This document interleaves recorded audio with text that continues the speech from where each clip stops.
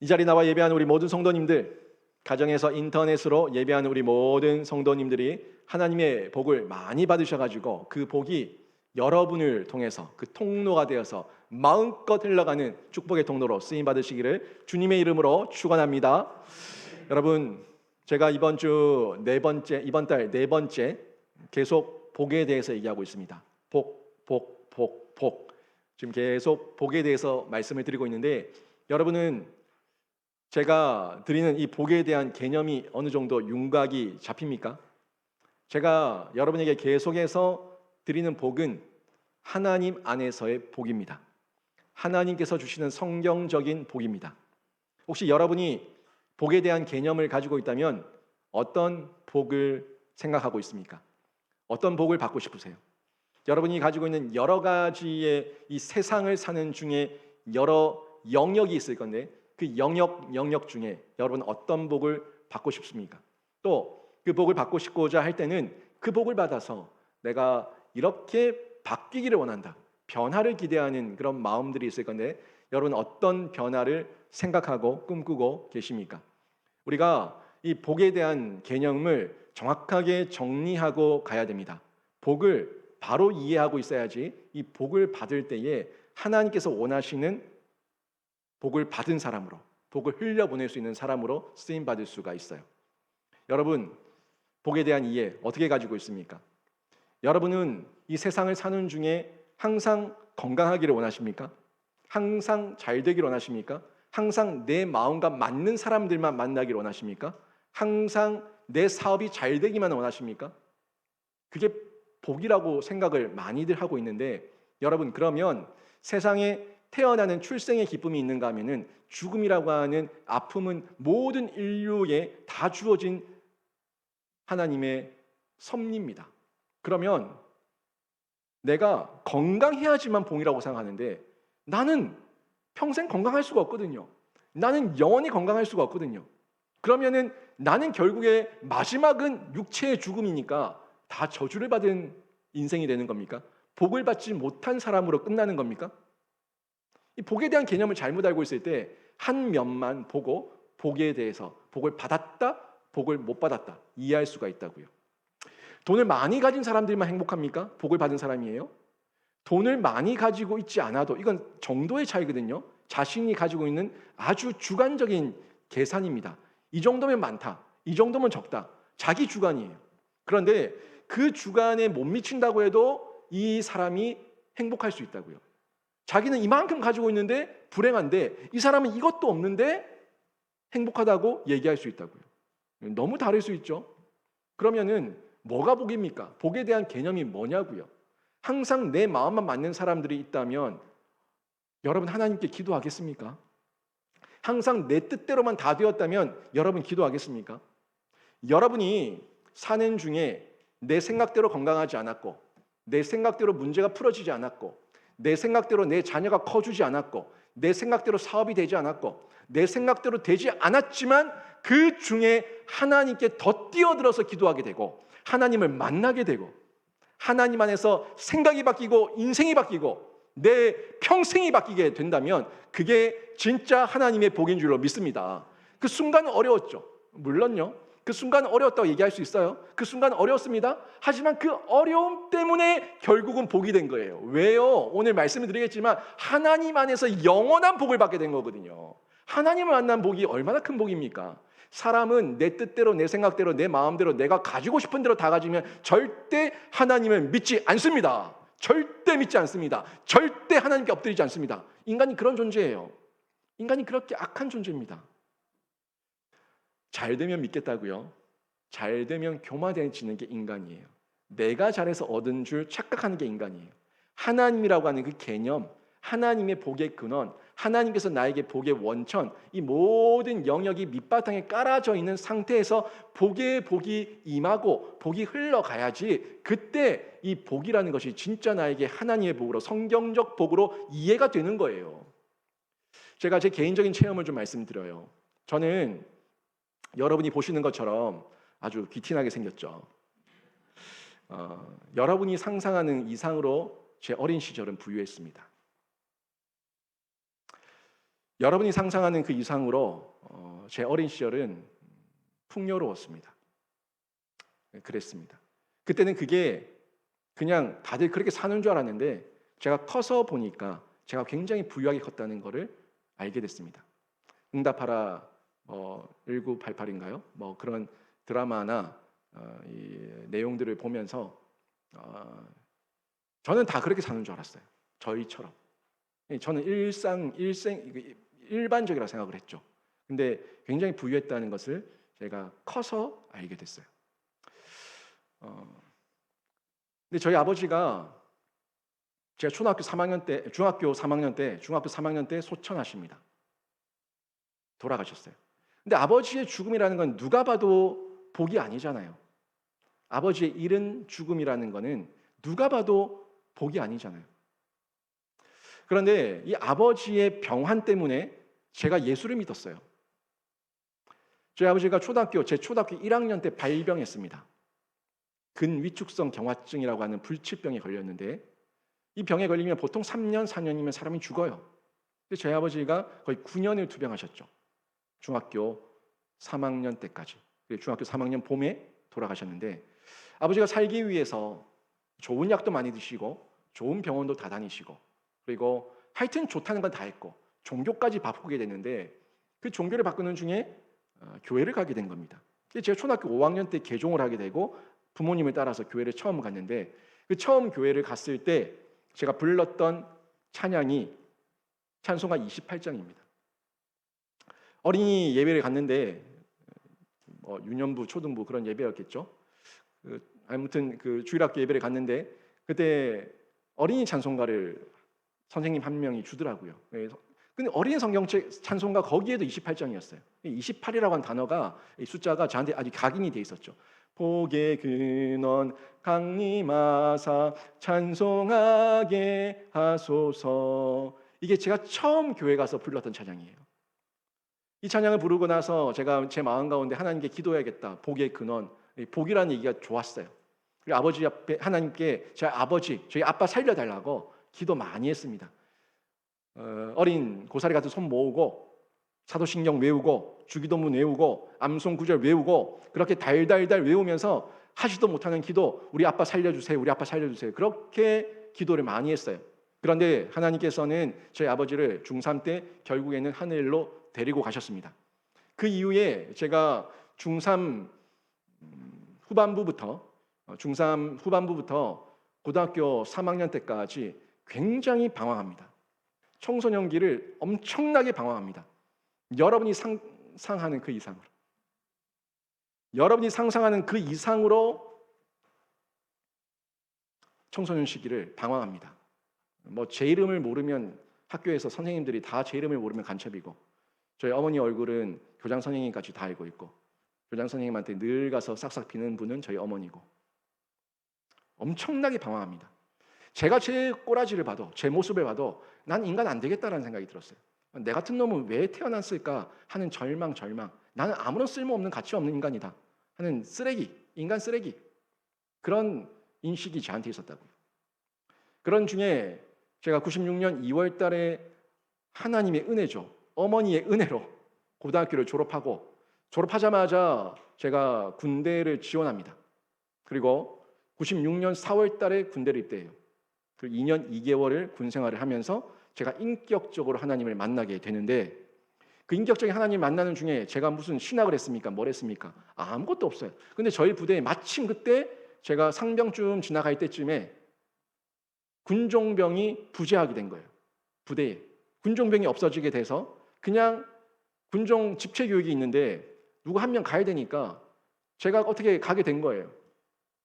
가면 좀 쉬겠지 하는 마음으로 군종 집체 교육에 가게 돼서 거기서 제가 인격적으로 다시 하나님을 만납니다. 군종도 아닌 사람이 그냥 놀러 쉬러 작업 안 시키니까 그러고 갔다가 인격적으로 하나님을 다시 만나게 되고 그리고 전역을 하게 돼요. 제가 왜 공부해야 될지 공부에 대한 이유를 알게 되고 내가 좀 살아야겠다는 마음을 가지게 된 겁니다. 그런데 제대하고 나왔더니 저희 집안이 부유했다고 얘기했잖아요. 아버지가 돌아가신 이후에도 그냥 살았어요. 아버지가 돌아가신 이후에도 그렇게 쪼달리는 형편은 아니었어요. 그냥 어머니 장사도 하시고 식당도 하시고 또 이래저래 하면서 그냥 남들보다 좀 더 낫게 살 수 있는 그런 형편이었는데 제가 제대하고 나오니까 집안이 엉망이 돼 있는 거예요. 엉망이 돼 있는 거예요. 정말 뭐 말도 아닌 거예요. 제가 대학을 간다고 해도 대학교 등록금도 낼 수 없는 형편이었어요. 제가 이제 대학을 진학하게 되는데 다시 공부를 해서 수능을 치고 대학에 진학하게 되는데 제가 대학 등록금이 낼 형편이 안 돼가지고 여러분 일수를 받아서 등록금을 냈습니다. 일수 뭔지 아시죠? 일수를 받아서 대학 등록금을 냈어요. 그러니까 제가 뭘 해야 됩니까? 이제 일을 해야 되는 거예요. 돈을 벌어야 되는 거예요. 매일매일 이 돈을 갚아야 되는 거예요. 저희 어머니 장사하는 거 도와가면서 이 돈을 갚아야지만 일수를 갚을 수가 있는 거예요. 그러면서 제가 공부를 했습니다. 그때 한 번 딱 등록금 내고 그러고 나서 제가 대학 졸업할 때까지 한 번도 등록금을 내지 않았어요. 일을 하면서 공부를 해야 됐고 공부하는 중에 장학금을 받아야 되는 거예요. 장학금 받았어요. 전액 장학금 받으면서 공부하고 공로 장학금, 성적 장학금 더블 되니까 두 개 다 받게 되니까 돈 벌면서 학교를 다녔습니다. 악착같이 공부했습니다. 악착같이 뭐라도 해야겠다고 뛰어들면서 몸부림쳤습니다. 그렇게 살았어요. 그렇게 사는 중에 그때 2년제 대학이었는데 2년제 대학을 그렇게 졸업을 하고 제가 총학생회장을 했기 때문에 학생회장에게 학교에서 주는 특혜가 많이 있었어요. 해외도 여러 번 갔다 오게 되고 또 취업도 바로 알선해 주게 되고 그래서 바로 취업하게 되고 그런 특혜들을 많이 얻게 됐죠. 그리고 난 이후에 제가 학사 졸업장은 있어야겠다 싶은 생각이 들어서 방송통신대학교에 편입을 하게 되는데 여러분 방송통신대에 편입해서 2년 만에 2년 하고 2년 편입이니까 2년 만에 졸업하는 사람 거의 없습니다. 억척같이 일하면서 직장생활 하면서 방통대 공부해서 2년 만에 졸업했습니다. 그것도 장학금 받으면서 졸업했어요.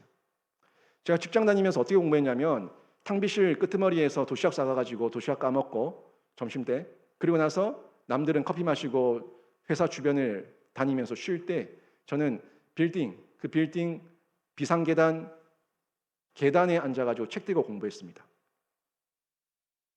정말 그렇게 공부했어요. 억척같이 공부했습니다. 그리고 2년 만에 방통대를 졸업하게 되고 졸업한 이후에 이직을 하게 됐죠. 좀 더 좋은 회사로. 여러분도 아실 건데 P&G라는 그룹에 들어갔어요. 다국적 기업이죠. P&G라는 회사에 들어가서 헤어 코스메틱 분야에 일을 하게 됐는데 그때 제가 받았던 급여가 지금 우리 뭐 청년들이 받는 뭐 급여 한 10년 뭐 이렇게 해도 받는 급여보다 훨씬 많았습니다. 아무튼 많았습니다. 지금 제가 뭐 보편적으로 일반인들이 받는 뭐 몇백 받는 그 급여보다 훨씬 많은 금액을 제가 급여를 받으면서 직장 생활을 하게 됐어요. 4년 6개월 정도 직장 생활을 하게 됐는데 그 모든 것을 하나님께 또 마음을 주시니까 신학에 대한 마음을 주시고 목회자에 대한 마음을 주시니까 그걸 또 내려놓게 하시더라고요.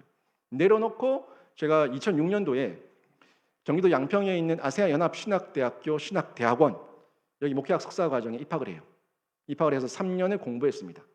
3년을 공부했는데 학내 사태가 너무 심해가지고 3년 공부해놓고는 결국 졸업장 못 받고 안 받고 제가 자퇴하고 나왔어요.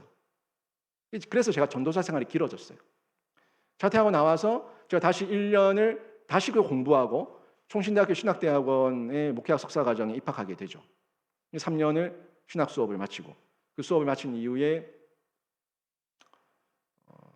총신대학교 목회 신학 전문대학원에서 신학 석사 과정을 또 공부하고 2년 공부하고 그리고 총신대학교 일반 대학원 박사 과정에 또 진학을 해서 지금 2학기 공부를 하고 휴학을 계속했는데 이제 다시 또 가야 되는 상황 가운데 있죠. 그 가운데 부모님에게 도움을 받아서 공부를 한 적이 한 번도 없어요. 제 힘으로 하나님께 열어주시는 대로 하나님께서 은혜 주시는 대로 그 순간순간은 너무너무 힘들고 이 순간순간은 나는 왜 이렇게 공부해야 되냐 남들은 하나같이 다 공부 다 부모님 은혜 아래서, 부모님의 찬스 아래서 다 하고 있는데 나는 왜 이렇게 공부해야 되냐?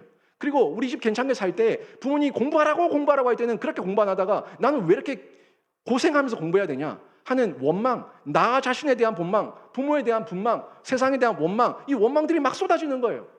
그런 순간들이 많았어요. 군대 제대한 이후에도 이런저런 비난과 비판과 여러 마음들이 자꾸 생기다 보니까 그 가운데 불편한 마음이 자꾸 생기는 거예요. 그러면서 불평도 하고 원망도 하고 자꾸 짜증을 부리게 되는 거죠. 여러분, 이런 모습을 산 제가 복받은 사람이라고 누가 얘기할 수가 있겠습니까? 그러고 나서 결혼을 했는데, 제 아내를 만나서 결혼을 했는데, 결혼한 이후에도 그렇게 별로 이렇게 순탄치는 않았어요. 자녀를 낳아야 되는데 12년 동안 자녀가 없는 겁니다. 4번의 시험관 시술을 했는데, 제 아내가 임신하기 어려운 몸이다 보니까 4번의 시험관 시술을 했는데 4번 중에 3번이 임신을 했고 1번은 임신이 안 됐어요. 그 3번 중에 2번은 7주 때, 9주 때 유산을 하고, 그리고 1번은 26주 때 조산을 했는데, 조산할 때 그 뱃속에 딸아이가 2명 있었어요. 딸아이가 2명 있었는데 그 아이가 26주 때 조산 때문에 태어났어요. 나왔는데 폐가 없으니까 다 죽었죠. 다 죽어가지고 그 아이들을 또 함에 담아가지고 화장터에 보내야 됐어요. 19주 이상이 되면 화장해야 됩니다. 이런 시간들을 겪으면서 어때요, 여러분? 아버지를 일찍 잃었어요. 그리고 가정이 그렇게 넉넉하지도 않았어요. 그렇다고 이 머리가 아주 똑똑한 사람도 아니에요. 그렇다고 봐서 알겠지만 제 몸이 건강해가지고 몸으로 먹고 살 사람도 아닙니다. 사람들이 저를 보면은 몸으로 먹고 살기는 힘들겠다. 다들 그렇게 얘기를 했어요. 연약해 보이는 거죠. 이런 제가 여러분 복받은 사람이라고, 제가 내세울 게 아무것도 없는 사람인데 내세울 게 복받은 사람이라고 얘기할 게 뭐가 있겠습니까? 세상 사람들도 저를 그렇게 보지 않았습니다. 복받은 사람이라고. 저를 얘기할 때는 제가 문제를 일으키면 늘 그렇게 얘기했어요. 결손 가정이라서 그래. 애비 없는 호로 새끼라서 그래. 제가 미쳐버리게 하는 얘기였죠. 그런 얘기를 들으면서 제가 제 마음에 더 분노만 쌓이는 거예요. 한번 봐라. 내가 너희들 완전 박살내버리겠다. 내가 내 자신을 더 망가뜨려서라도 너희들 내가 복수하겠다 하는 자기 파괴, 자기 고립을 자꾸 만들어가는 거예요. 그런 삶을 제가 살면서 왔는데, 지금은 한 교회 담임 목사니까 잘 됐다고 말할지 모르겠지만 그 순간순간은 저는 정말 처절한 사람이었습니다. 나는 왜 이렇게 살아야 되는가 하는 원망이 앞섰던 사람이었습니다. 이런 아무런 존재가치 없는 저에게 하나님께서 하나님의 은혜로 바꿔주시는데, 이 비참한 인생에게 비전을 주시는 거예요. 열정을 주시는 거예요. 끈기를 주시는 거예요. 뭐라도 해야겠다 하는 마음이 생기게 하시는 거예요. 왜 공부해야 되는지 이유를 생기게 하시는 거예요. 왜 살아야 되는지 그 이유가 저에게 생기는 거예요. 살게 하시는 거예요. 에너지가 솟구치게 하는 거예요. 이런 놀라운 은혜를 경험하면서 제가 여기까지 오게 됐는데, 이제 제가 돌아보니까 정말 하나님의 복이었구나, 하나님의 은혜로 여기까지 왔구나 하는 고백을 하게 되는 거예요. 부모님이 저에게 학업 중에 무슨 큰 도움이 됐습니까? 부모님이 저에게 제 결혼할 때 어떤 돈 10원이라도 보탰습니까? 아무것도 없어요. 아무것도 없었지만 하나님의 은혜로 여기까지 온 거예요. 하나님의 은혜로 넘치는 복을 받으면서 여기까지 왔다는 것을 제가 느끼게 되는 거예요. 그때는 부족한데 결핍인데 라고 얘기했지만 그 결핍이 아니라 하나님의 채움 가운데 풍성했다는 것을 제가 지금 와서 고백하게 되는 거예요. 여러분 삶 가운데 돌아봤을 때 여러분의 인생 가운데 어떻습니까? 개인적인 경험 가운데, 체험 가운데 나는 부족해, 나는 복 없는 사람이야, 내 인생은 비참해, 그렇게 늘 얘기하면서 나는 왜 이럴까 그렇게 비관하고 있지 않습니까? 돌아보세요. 돌아보시면 그 돌아보는 가운데 하나님께 뛰어든 만큼 하나님의 은혜가 여러분 위에 승하게 덮여 있었던 줄로 믿습니다. 이게 우리의 고백이 돼야 되는 거예요. 이게 제 고백입니다. 하나님의 복이었던 거예요. 하나님의 은혜로 여기까지 오는데, 그 가운데 너무너무 힘든 억척같이 살았던 그 시간들이었지만, 그 시간들 가운데 제가 관이 생겼어요. 관, 재정관, 가치관, 세계관, 이성관, 이 관이 생기면서 제가 어떻게 살아야 될까에 대한 이 내용이 정리가 되는 거예요. 억척같이 사는 중에. 그리고 그 중에 자녀를 잃는 이 아픔을 겪으면서 한 영혼이 정말 소중하구나. 지금 뛰어다니는 이 어린아이들 까부는 모습 보면 한 대 쥐어받고 싶은데, 여러분 그 아이가 그냥 태어난 게 아니에요. 하나님의 은혜고 하나님의 선물이고 하나님의 섭리 가운데 생명이 잉태되고 여기에 태어난 거예요. 잉태가 돼도 태어나기까지 하나님의 은혜가 없으면 안 되는 거예요. 이거를 경험하면서 이 영혼이 너무 소중한 거예요. 한 명 한 명의 영혼이 너무 귀한 거예요. 이걸 경험하게 하시니까 이게 복이 아니고 뭡니까? 생각이 바뀌어버렸죠. 생각이 바뀌니까 태도가 바뀌어버리는 겁니다. 이해, 해석, 적용, 이해, 해석, 적용이 완전 바뀌어버리는 거예요. 똑같은 어려움인데 이 어려움 때문에 하나님께 뛰어들게 하는구나. 이 어려움 때문에 하나님이 나를 버렸구나. 얼마나 달라요? 이 어려움 때문에 뛰어드는구나. 이 어려움 때문에 나는 끝났다. 얼마나 다릅니까? 이런 태도가 바뀌니까 인생이 바뀌는 거예요. 평생이 바뀌는 거예요. 영원히 바뀌는 겁니다. 이런 고백을 하게 되는 거죠. 그 가운데 저희가 이 기복 신앙에 대해서 정확하게 이해를 하고 있어야 되는데, 세상은 기복이에요. 기복. 하나님께 받은 복은요, 흘러가야 되는 거예요. 흘러가야지 바른 복이 됩니다. 그런데 내 힘으로 내가 얻은 탐욕으로 내가 채우고 있는 거는 이건 욕심이고 탐욕이고 기복입니다. 기복은 하나님 없는 자신의 탐욕을 복으로 착각하는 것, 이게 기복이에요. 내 욕심 채우려고 채워놓고는 하나님이 주셨어요. 아니요, 준 거 아니에요. 하나님이 줬다고 하더라도 그건 썩을 거예요. 썩은 이후엔 도려내게 될 겁니다. 다 뺏기게 될 겁니다. 그게 이스라엘의 역사 아닙니까? 유다의 역사 아닙니까? 보면 안다고요. 하나님께 줬다고 했는데 받았는데 고여버리니까, 썩어버리니까, 고여버리고 썩어버리니까 이제는 그것만 빼는 게 아니라 도려내야 돼요. 도려내야 돼요. 잘라내야 돼요. 이게 복이라고 얘기할 수 있어요. 복은요, 받았으면 흘러가면요 또 채워지는 게 복이에요.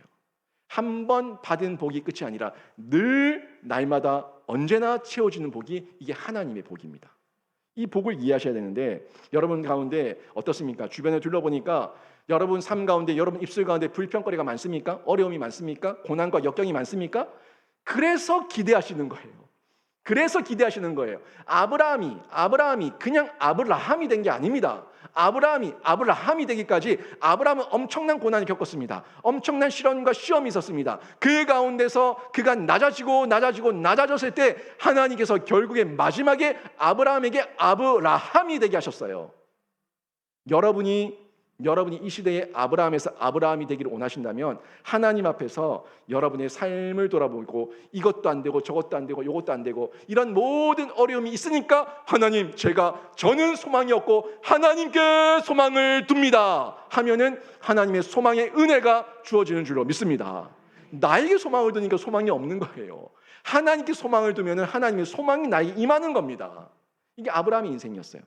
아브라함이 그렇게 하나님께 복을 받아가지고 나누는 삶으로 살게 됐는데, 많은 고난과 역경이 있었지만 하나님께서 함께 하시니까 결국에는 복의 통로가 되어가지고, 복의 통로가 되어서 흘려보내게 되지 않습니까? 이게 아브라함 후손들에게 주신 복이에요. 우리는요, 하나님께 복을 받아야 됩니다. 그리스도인들도 복을 많이 받아야 됩니다. 그런데 이 복을 얘기할 때 자꾸 세상과 연결시키지 마세요. 세상에서는 이런 사람들이 이렇게 얘기하죠. 세상에 점 보는 이유도 복 받으려고, 세상에서 종교를 가지는 이유도 복 받으려고, 세상에서 구슬하는 이유도 복 받으려고. 왜?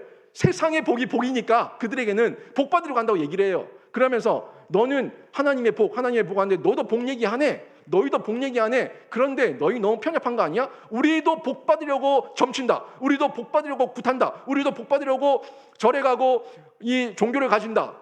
그런데 너희도 복 받으려고 교회 가면서 왜 우리 보고 우상 숭배한다고 얘기하냐? 편협한 거 아니지 않냐? 왜 너희만 구원이 있다고 얘기하냐? 너희만 복이라고 얘기하냐? 라고 얘기하는 거예요. 근데 틀려요. 이 사람들의 말은 틀려요. 맞는 것 같지만 틀립니다. 완전히 다릅니다. 우리가 편협하고 우리가 이 독단적인 게 아니라 그 사람들이 복에 대한 개념을 정확하게 모르고 있다 보니까 우리를 비난하는 거예요.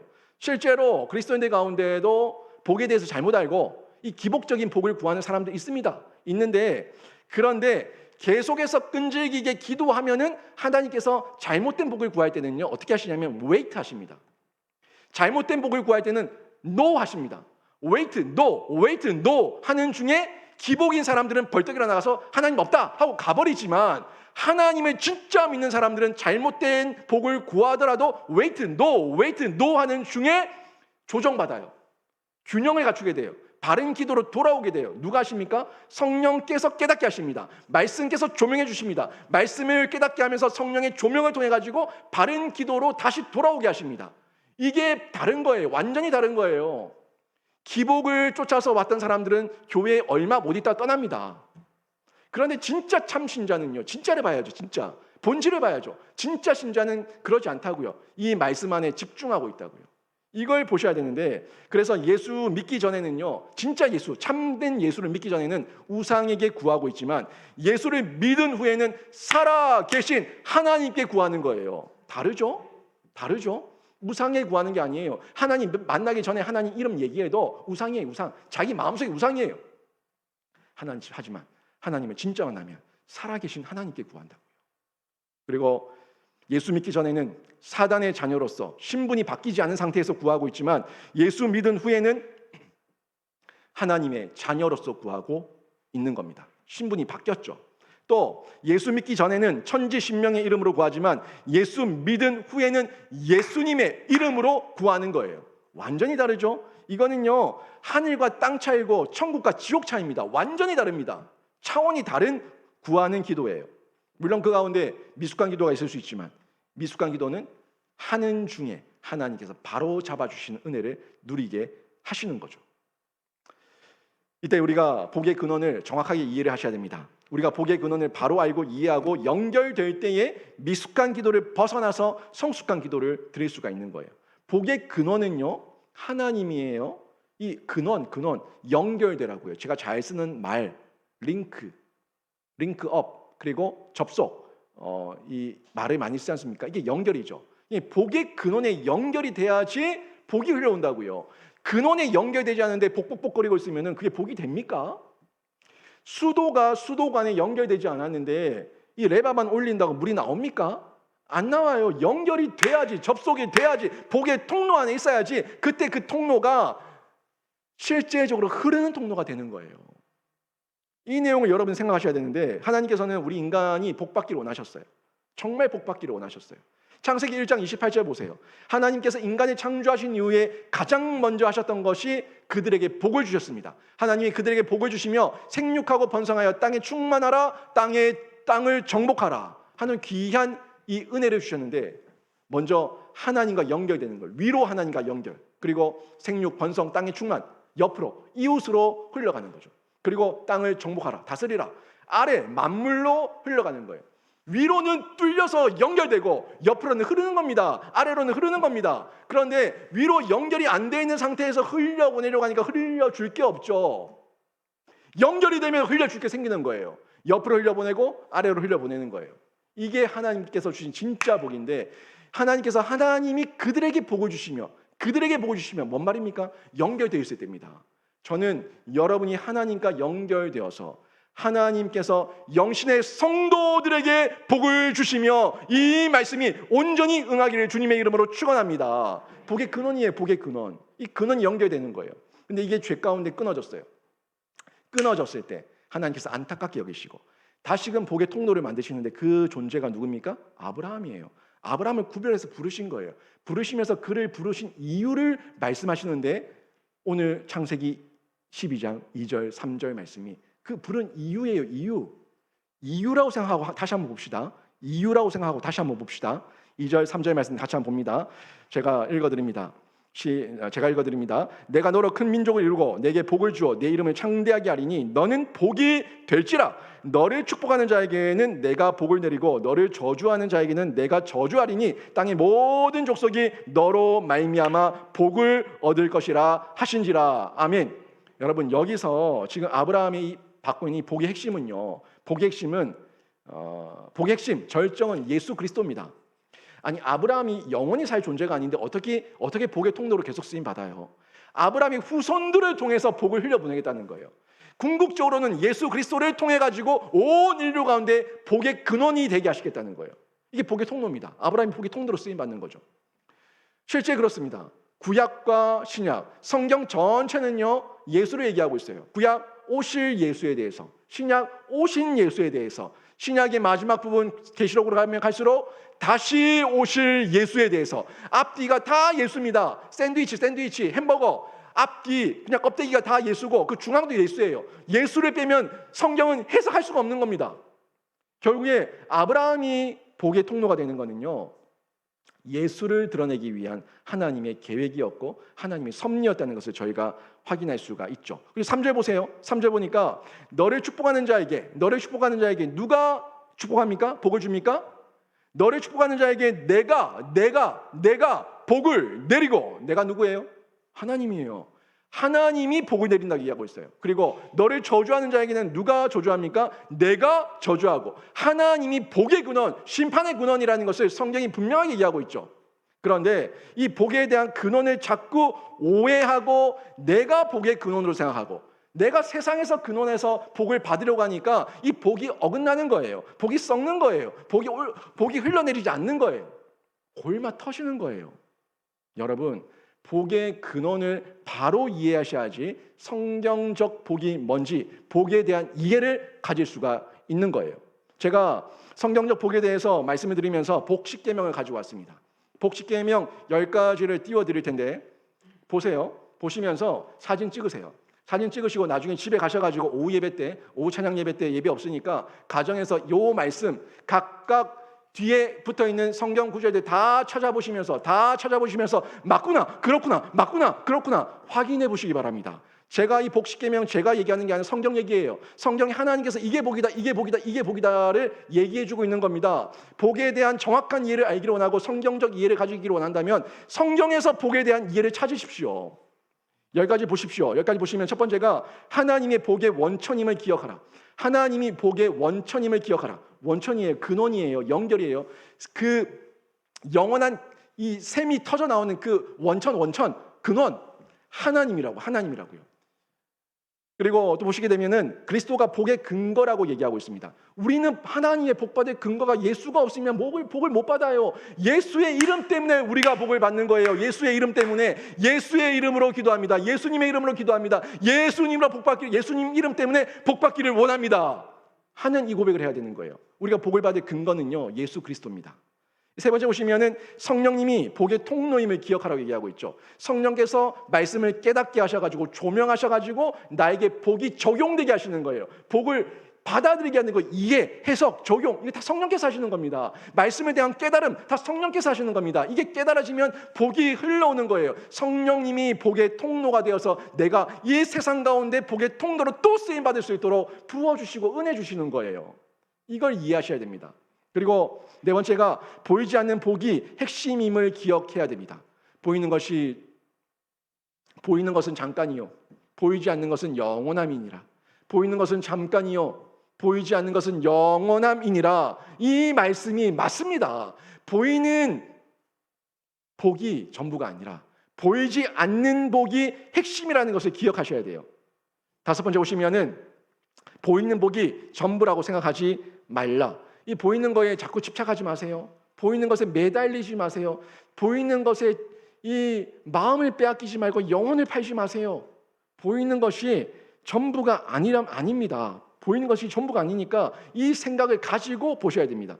그리고 여섯 번째, 보이는 복으로 신앙을 판단하지 마라. 없으면은 복 못 받았네, 죽으면은 저주받았네, 그렇게 판단하지 마시라고요. 우리 모두도 그 과정 가운데, 복 받는 과정 가운데 있는 거예요. 왜 잠시의 과정을 가지고 나는 복 못 받았다고 판단합니까? 나를 자꾸 가두고 고립시킵니까? 끝났다고 얘기합니까? 아직 끝나지 않았는데 하나님이 끝났다고 얘기가 끝난 거예요. 아직까지 과정이라고요. 내가 비전, 열정, 끈기가 생기면 이 어려움 중에도 하나님의 복을 받기 위해서 또 일어나서 뛰어들고 역정과 변화를 경험하게 될 줄로 믿습니다. 이 경험을 하시라고요. 보이는 것을 전부라고 생각하지 말고 보이는 복으로 신앙을 판단하지 마세요. 일곱 번째, 보이는 복을 또 천시하거나 무시하지 마세요. 성경엔 다 나오지 않습니까? 보이는 복도 복입니다. 보이는 복도 복은 맞습니다. 성경은 보이는 복, 보이지 않는 복, 보이는 복, 보이지 않는 복, 이 균형을 얘기하고 있어요. 균형을 얘기하고 있어요. 치우치지 말라고 얘기하고 있어요. 근데 자꾸 치우쳐버리는 거예요. 너무 치우쳐버리는 거예요. 그러지 말라는 겁니다. 지금 이 말씀을 보시면서 보이는 복을 천시하거나 무시하지 말라, 이 말이 어떤 의미인지 판단하시기를 바라고, 여덟 번째, 이기적 욕심을 부리는 부자가 되지 말라. 이기적이 되면요, 고인 거예요. 썩어요. 고이면 썩어요. 고이면 썩어요. 제가 많이 얘기하죠. 고이면 썩어요. 하나님 앞에 드려야 될 거, 내가 하나님께 받은 복이라는 걸 뻔히 알면서 가두고 숨기고 빼앗고 훔치고, 그래서 잘 살게 됐습니까? 살림살이 나아졌어요? 여러분, 이기적 욕심 부리면 가난하게 됩니다. 영적으로 가난해지고 육적으로 가난해집니다. 자기 손해입니다. 9번째 보시면 나누고 섬기는 사명을 가진 부자가 되라. 나누고 섬기는 사명을 가진 부자가 되라. 나누고 섬기고 흘려보내면 더 풍성해집니다. 저는요, 여러분, 제 삶에 간증거리가 너무 많습니다. 물질에 대해서 제 간증거리 너무 많습니다. 여러분 상상하는 것 이상으로 많은 돈을 잃어보기도 했고 많은 돈을 벌어보기도 했습니다. 하나님께서 하시는 거예요. 한순간에 잃기도 하시고 얻게도 하시고 또 다른 지인을 통해서 얻게도 하시고 누리게도 하시고, 이 놀라운 복을 좀 많이 경험했습니다. 그래서 성경적 재정 법칙에 대해서 제가 자신 있게 말할 수가 있어요.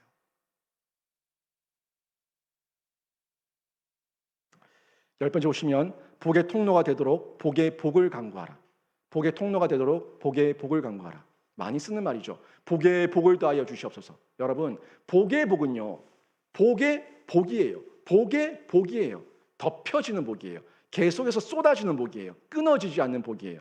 복 받았다, 야호, 내 거다 하는 순간 복은 끊어졌습니다. 끊어진 복은 갇히는 순간 고이고 썩습니다.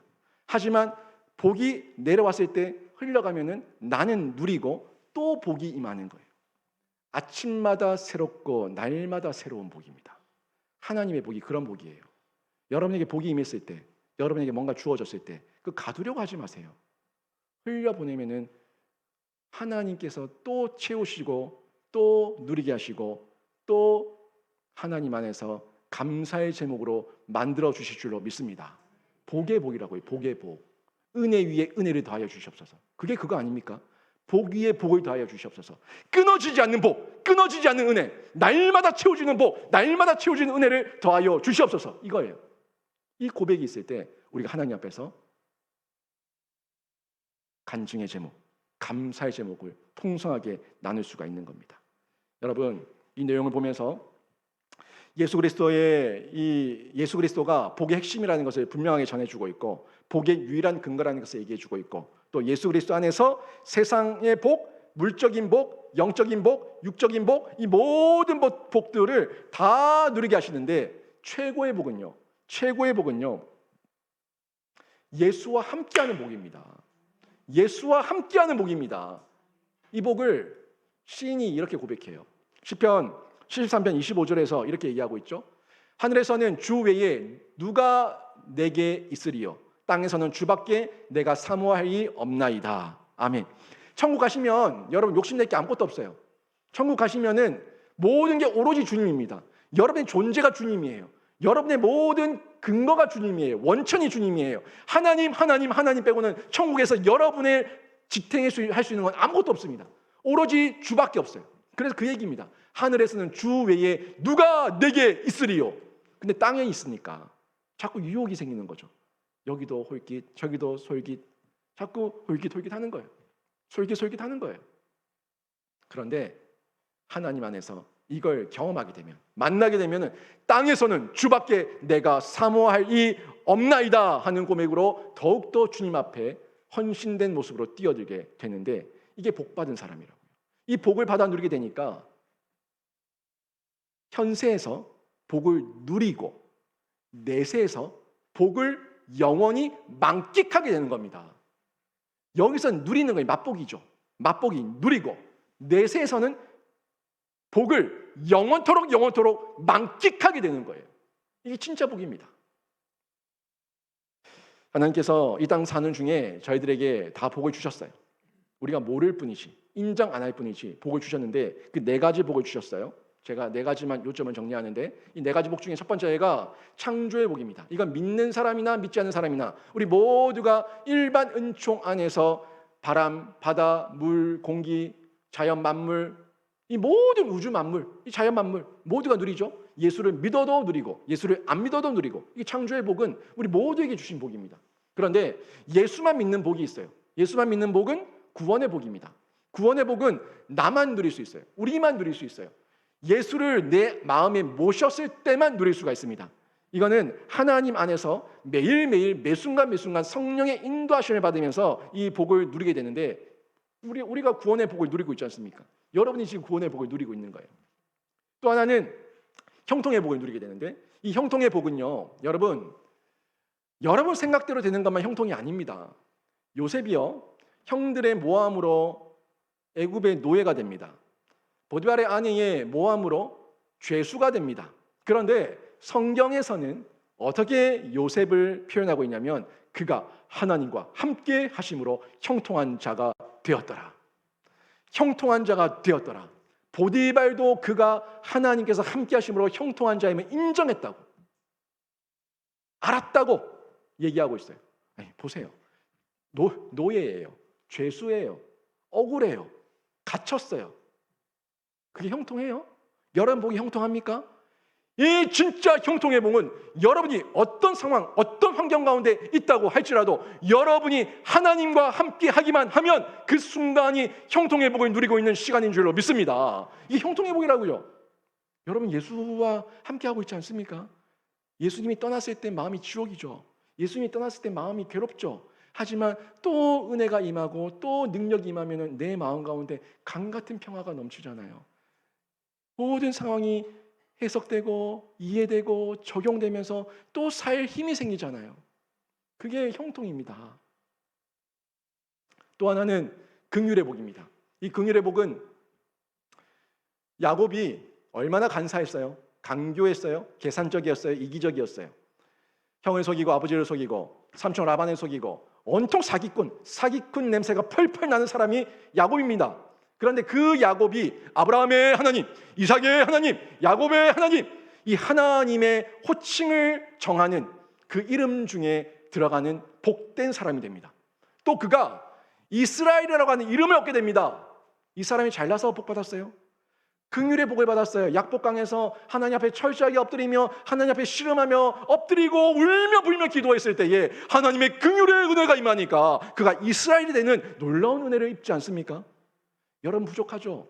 여러분 부족한 거 저도 알고 상대방도 알고 다 알아요. 하나님도 알고 다 압니다. 그래서 여러분 나는 원래 이런 사람이야, 나는 끝났어 라고 얘기하지 말고 여러분이 약복강에서 기도하듯이 하나님 앞에 매달리면서 기도하면은 하나님도 야곱에게 임했던 것처럼 여러분에게도 동일하게 임해서 복의 복을 더하실 줄로 믿습니다. 이게 긍휼의 복이라고요. 연약한 가운데, 부족한 가운데 채우시는 복, 이 복을 우리가 받게 될 때 그때 복의 전달자가 되어서 우리가 흘려보낼 수가 있는 겁니다. 여러분 제가 중요하게 얘기합니다. 복을 이해하라고 얘기했죠. 성경적 복에 대해서 다시 한번 설명했죠. 그리고 이제 그 복을 전달하러 얘기하고 있죠. 받은 걸 가두는 건 복이 아니라고 얘기했어요. 탐욕이라고 얘기했어요. 받은 걸 전달하는 게 복이고 그 사람이 복의 통로가 되는 거예요. 여러분 오늘 12장 2절에 하나님께서 아브라함에게 이렇게 선언하십니다. 너는 복이 될지라. 너는 복이 될지라. 너는 복이 될지라. 그런데 3절에서 내가 복을 주고 내가 저주하고 근원은 하나님인데, 그죠? 3절에서 분명히 근원이 하나님인데 아브라함에게 너는 복이 될지라. 이 얘기는 무슨 말입니까? 나와 연합하자. 나와 하나 되자. 나와 함께 가자. 우리가 하나님과 함께 하기만 하면 여러분도 이 시대를 사는 아브라함이 된 줄로 믿습니다. 여러분이 복이 된 거예요. 영신의 성도들이 복이 된 겁니다. 하나님과 함께 하기만 하면 복이 된 거예요. 이 사실을 기억하세요. 여러분 탐욕의 복이 아닙니다. 사명의 복을 구하세요. 탐욕의 복이 아니라 사명의 복을 구하시고 자기만 누리는 그런 삶이 아니라 이기적인 복, 욕심쟁이 복 이런 복이 아니라 흘려보낼 수 있는 참된 복, 은혜의 복을 누리시고 사명의 복을 만끽하시고 그것을 체험하시면서 나눠주시기를 바랍니다. 계속 얘기하죠. 고이면 썩습니다. 썩으면 도려내야 됩니다. 흐르면, 물이 흐르면 그 물은 나를 적시고 나를 살리고 이웃을 살리고 열방을 살리고 온 사람들을 살리는 물이 되는 거예요. 흘러가야 됩니다. 여러분, 복을 머물러 있게 하지 마시고 흘려보내십시오. 오늘 말씀 정리하면 성경적 복을 바로 이해하십시오. 나중에 꼭 성경 10개, 9절 다 찾아보세요. 성경적 복을 바로 이해하십시오. 그리고 하나님의 주신 복을 인정하십시오. 네 가지 복 얘기했죠? 창조의 복, 구원의 복, 형통의 복, 긍휼의 복. 이 복을 인정하십시오. 여러분 인정 안 하면은 여러분은 박복한 사람이지만 이걸 인정하는 순간 여러분은 복 받은 사람이에요. 여러분 이미 복 받았다고요. 그리고 복의 통로가 되십시오. 하나님, 제가 오늘만 복의 통로가 아니라 매일매일 매 순간마다 복의 통로가 될 수 있도록 저를 사용하여 주시옵소서. 기도하세요. 기도하시면 하나님께서 어떻게 역사하시는지 보시라고요. 여러분이 날마다 물된 동산같이 끊어지지 않는 생명이 약동하는 그런 물된 동산이 될 건데 하늘의 복을 경험하셔서 여러분 마음 가운데 기쁨이 풍성하고 여러분 때문에 여러분 자녀들과 여러분 가정과 여러분 지인들과 여러분 이웃들과 여러분 친족과 여러분 모든 만나는 세상 사람들이 여러분을 통해서 하나님의 복을 맛보게 되는 놀라운 역사가 일어나기를 주님의 이름으로 축원합니다. 아멘.